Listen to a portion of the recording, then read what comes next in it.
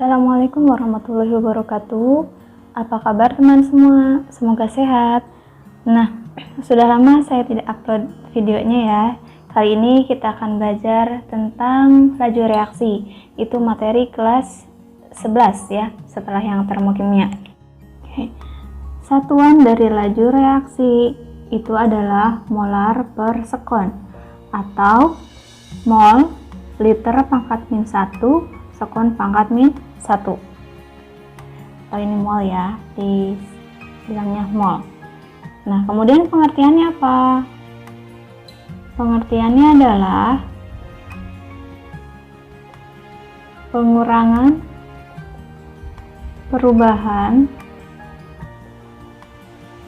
konsentrasi reaktan per satuan waktu atau penambahan perubahan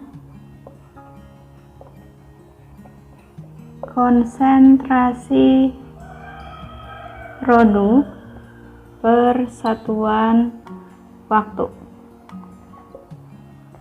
Jadi apa sih implementasinya dari sini? Kita lihat misalnya ada reaksi A ditambah B, dia menghasilkan C.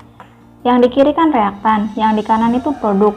Maka nanti laju reaksi terhadap A, oh ya, simbolnya ini V atau R ya. Nanti tergantung gurunya maunya apa, itu sama aja. Ini laju reaksi terhadap A itu adalah pengurangan perubahan konsentrasi A per satuan waktu. Dia negatif karena dia ada di kiri di reaktan, itu ya. Bagaimana untuk yang B, VB?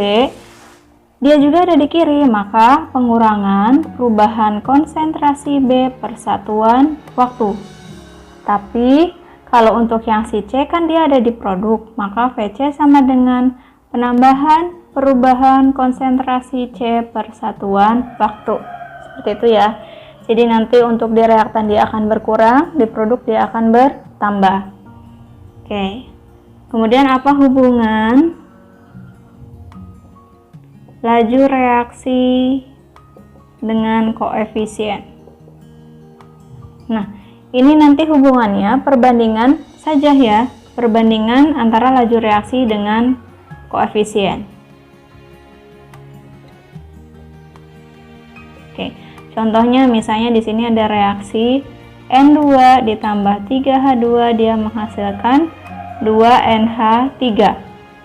Kalau laju reaksinya si N2 itu adalah 1 kali 10 pangkat min 5 molar per sekon, maka tentukan laju reaksi dari H2 dan laju reaksi dari NH3. Laju reaksi dari NH3 itu berapa? Kan ini. Nah, kita lihat nih koefisiennya. Yang ini koefisiennya 1, tapi nggak ditulis ya. Ini 1, ini 3, ini 2. Berarti nantinya koefisien 1, 3, 2. Kalau yang koefisiennya 1 itu adalah 1 kali 10 pangkat min 5, maka yang 3 itu berapa? Jadi kan ini 1 dibagi 1 dikali 3 ya. Jadi 3 kali 10 pangkat min 5. Yang ini yang 2 berarti 1 dibagi 1 dikali 2. Jadi 2 kali 10 pangkat min 5. Ini koefisiennya, ini dia laju reaksinya. Gitu ya. Jadi nanti gunakan saja perbandingan koefisien sama laju reaksinya. Oke, selanjutnya itu persamaan laju reaksi. V sama dengan K konsentrasi A pangkat X, konsentrasi B pangkat Y.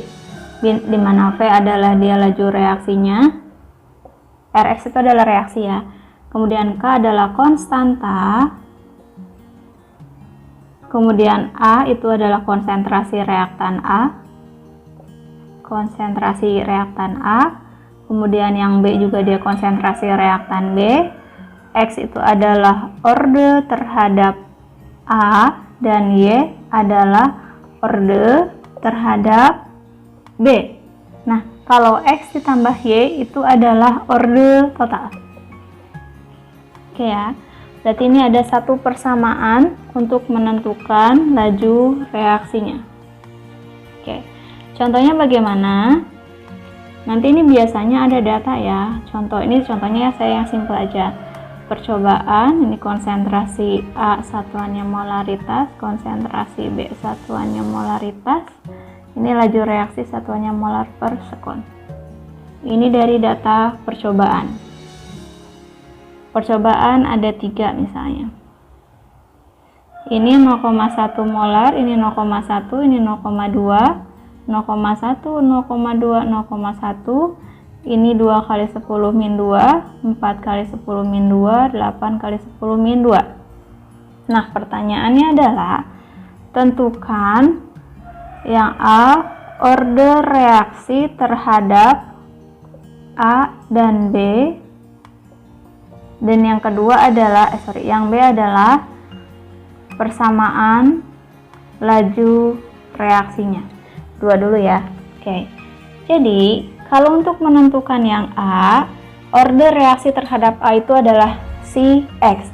Berarti kalau mau cari CX, itu berarti cari data B yang sama. Nah, data B yang sama itu percobaan nomor berapa? Berarti di sini ya, ini B kan, data B yang sama itu percobaan 1 dan 3. Percobaan 1 dan 3. Maka kita nanti bandingkan ya, V1 per V3, ini nanti boleh dibalik juga V3 per V1. V1 per V3 sama dengan K, konsentrasi A yang pertama pangkat X, konsentrasi B yang pertama pangkat Y. Kita bandingkan dengan konsentrasi A yang ketiga pangkat X, konsentrasi B yang ketiga pangkat Y. Masukin angka-angkanya. Berarti V1 berarti ini ya, 2 kali 10 pangkat min 2 dibagi V3-nya adalah 8 kali 10 pangkat min 2 sama dengan, nah ini karena reaksinya sama, maka si K itu bisa kita coret dulu. Ya, kita coret. Kemudian A yang pertama itu berarti yang ini, 0,1 pangkat X, B yang pertama yang ini 0,1 pangkat Y, dibagi yang ketiganya 0,2 pangkat X, ini 0,1 pangkat Y. Oke, yang sama bisa kita coret ya, untuk menyederhanakan perhitungan. Ini sama, coret. Kemudian ini kan 0,1 pangkat Y, 0,1 pangkat Y, kita coret juga. Sisanya yang ini ya. Ini kalau 2 per 8 itu artinya kan 1 per 4 gitu ya. 1 per 4 sama dengan yang ini kita sederhanakan jadi setengah pangkat X. Nah, ini kan 1/4. 1/4 itu kan sama dengan setengah pangkat 2. Setengah pangkat X. Karena ini udah sama-sama setengah, maka X adalah 2. Jadi order reaksi terhadap A itu dapat 2. Oke ya. Nah, untuk si Y-nya dengan cara yang sama, maka kita bisa cari order si Y. Kalau misalnya cari si Y, itu berarti cari data A yang sama. Percobaan nomor berapa? Itu yang ini ya. Percobaan nomor 1 dan 2. Percobaan nomor 1 dan 2. Nah, caranya nanti sama, dibandingkan seperti ini. Nah, kita dapat, nanti kalian bisa hitung sendiri ya. Didapat si Y-nya adalah 1. Oke. Nah, udah nih, berarti pertanyaan A udah kejawab. Order reaksi terhadap A itu adalah 2 dan order reaksi terhadap B itu adalah 1. Kemudian pertanyaan yang B-nya, tentukan persamaan laju reaksinya. Berarti V sama dengan K, konsentrasi A pangkat X, konsentrasi B pangkat Y. Nah, kita ganti X sama Y-nya dengan yang tadi didapat. Berarti V sama dengan K, konsentrasi A pangkat 2, konsentrasi B pangkat 1. 1 nggak usah dicatat. Gitu ya. Oke. Kita lanjut ke faktor-faktor yang mempengaruhi laju reaksi. Yang pertama itu ada konsentrasi. Nanti dia disimbolkan dengan molaritas atau M ya. Jadi kalau misalnya konsentrasi suatu larutan itu dia tinggi atau besar, maka jumlah partikel yang ada di larutan tersebut pasti banyak. Jadi tumbukan antar partikelnya dia semakin efektif. maka laju reaksinya dia semakin besar, gitu ya. Jadi kalau misalnya ada yang larutan konsentrasi 0,1 m dengan 0,2 m, maka yang laju reaksinya akan lebih cepat adalah yang 0,2 m, gitu. Kemudian faktor yang kedua ada luas permukaan. Disimbolkan dengan LP, luas permukaan. Semakin kecil ukuran partikel, maka luas permukaannya dia akan semakin besar. Jadi frekuensi untuk bertumbukan antar partikelnya dia akan semakin besar, yang mengakibatkan laju reaksi akan semakin cepat, gitu ya. Jadi kalau misalnya nanti ada serbuk sama kepingan, yang ukurannya kecil itu adalah yang serbuk dibanding kepingan ya, maka nanti di serbuk itu luas permukaannya dia lebih besar, jadi tumbukannya akan banyak di situ, maka laju reaksinya akan cepat. Kemudian ada yang ketiga, itu tekanan. Tekanan yang disimbolkan dengan P dan volume, V. Jadi kalau misalnya tekanannya diperbesar, dia berbanding terbalik dengan volume. Jadi volumenya pasti diperkecil. Kalau volumenya kecil, maka jarak antar partikel dia akan semakin kecil. Maka frekuensi untuk si partikelnya itu bertumbukan dia akan semakin besar. Jadi laju reaksinya dia akan besar, gitu. Jadi nanti kalau misalkan ada yang bervolume 50 ml dengan 100 ml dengan konsentrasi yang sama nanti ya, maka yang volumenya 50 ml dia akan lebih cepat karena jarak antar partikelnya dia lebih dekat, gitu. Kemudian yang keempat, faktor suhu atau T. Nah, kalau suhu dinaikkan, maka energi kinetik atau energi geraknya dia akan lebih cepat. Kalau energi kinetiknya cepat, maka frekuensi untuk pertumbukan antar partikelnya dia juga lebih cepat, jadi laju reaksi lebih cepat. Kemudian yang terakhir itu ada katalis. Katalis itu pengertiannya sesuatu yang ditambahkan kepada reaksi agar reaksi itu berjalan lebih cepat, gitu ya. Jadi nanti penambahan katalis itu dia bisa menurunkan energi aktivasi atau EA disingkatnya ya. Penambahan katalis dapat menurunkan energi aktivasi sehingga nanti jalannya dia akan semakin cepat, gitu ya. Kalau jalannya semakin cepat maka laju reaksi juga dia cepat. Nah, apa itu EA atau energi aktivasi? Energi aktivasi adalah energi minimum yang dibutuhkan reaktan untuk melangsungkan suatu reaksi.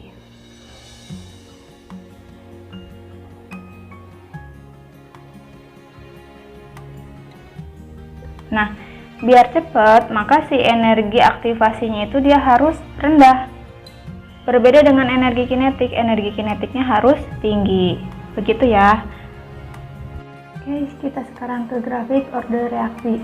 Ada orde 0, orde 1, orde 2. Nanti sebenarnya ada orde negatif sama ada orde pecahan ya, cuman itu biasanya jarang keluar. Nah, yang orde 0 berarti nanti dia lurus seperti ini, karena laju reaksi itu hanya sebanding dengan nilai K-nya aja, jadi nggak ada konsentrasi yang mempengaruhi. Kalau orde 1, dia diagonal naik ke atas. Di V sama dengan K konsentrasi A atau K konsentrasi B. Jadi ini tergantung ke satu konsentrasi. Kemudian untuk orde 2 nanti seperti ini. Nah, V sama dengan K konsentrasi A dikali konsentrasi B, atau K dikali konsentrasi A kuadrat, atau K dikali konsentrasi B kuadrat. Intinya dia orde 2. Kalau orde 3 atau seterusnya nanti dia lebih dekat ke sumbu Y ya, grafiknya seperti itu. Berikutnya ada hubungan suhu, waktu, dan laju reaksi. Jadi nanti kalau laju reaksi yang terakhir itu adalah perubahan laju reaksi pangkat waktu suhu akhir dikurangi suhu awal dibagi nanti perubahan suhunya berapa dikali V0.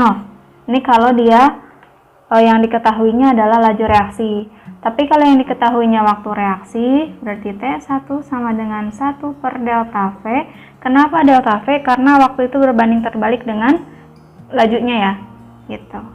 Ini T1 min T0 per delta T, ininya sama aja. Cuman yang berbeda adalah V sama T sama di sininya ya. Gitu.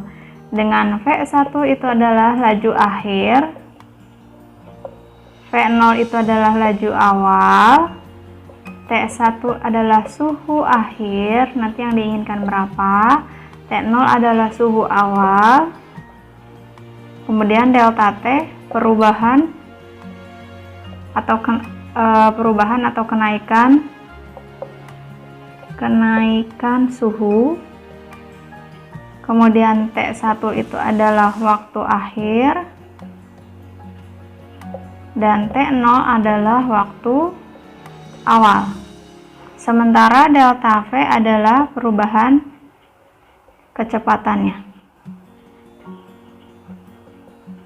Oke, kita dapat dua rumus lagi di sini ya.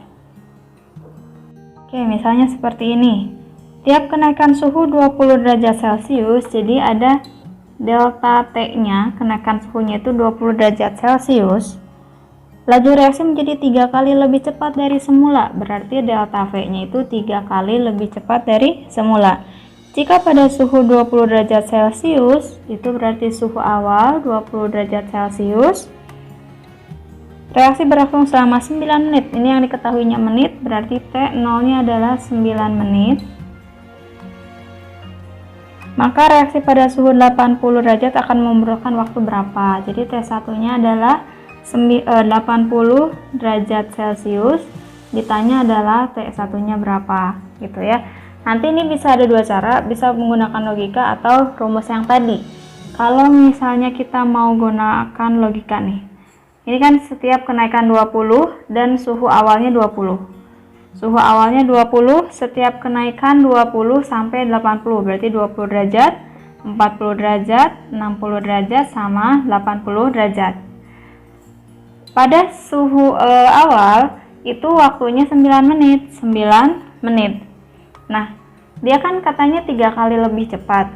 Maka pada suhu 40 derajat Celcius nanti ini dibagi 3 aja. Karena 3 kali lebih cepat jadi dibagi 3.